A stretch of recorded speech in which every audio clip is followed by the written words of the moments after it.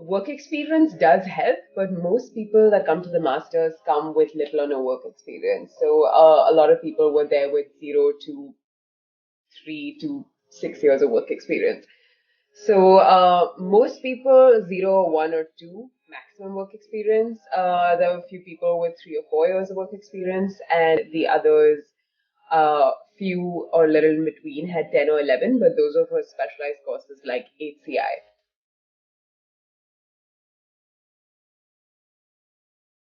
So for me, my internship actually sort of fell into my lap because of a class project. So I didn't really search for my internship.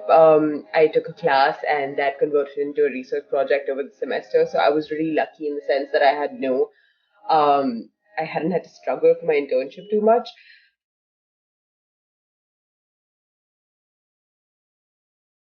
For me, what worked was definitely first of all, knowing what you want to apply for. I am currently a consultant at Slalom Consulting. It's not a completely technical job. I realized over time that I did not want to do a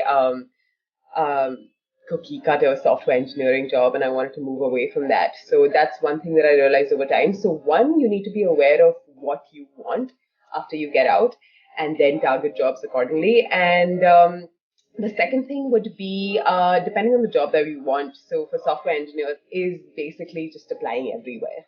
One more thing I'd like to reiterate is they do pay a lot of attention to side projects. So if you guys are still preparing to go to the US, side projects would be something that you want to invest time in more than online courses, because they like to see initiative. They like to see that you've been doing something else apart from your already given courses or school life.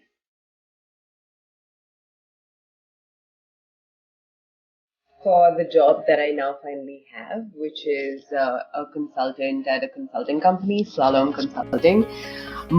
I had 5 rounds of interviews, one of which was technical, and 4 rounds were behavioral.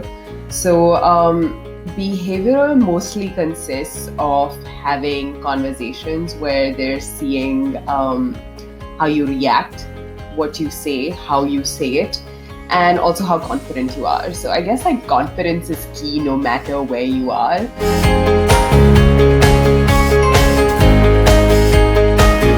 And the aspect of technical interviews. So if it's for coding is the only thing I can help you with. If it's coding, there are a lot of these sites like LeetCode and stuff like that is like filled with coding problems. LeetCode especially, let me think if I know another one. LeetCode should be fine. So my friends who wanted to learn coding, they'd just go to LeetCode and like practice, like question after question until they got everything down to like a notch, and then you can take that knowledge, and I think that should be sufficient for technical interviews. Technical interviews do not have that much depth to it. The only thing I would suggest is show the person what you're working with.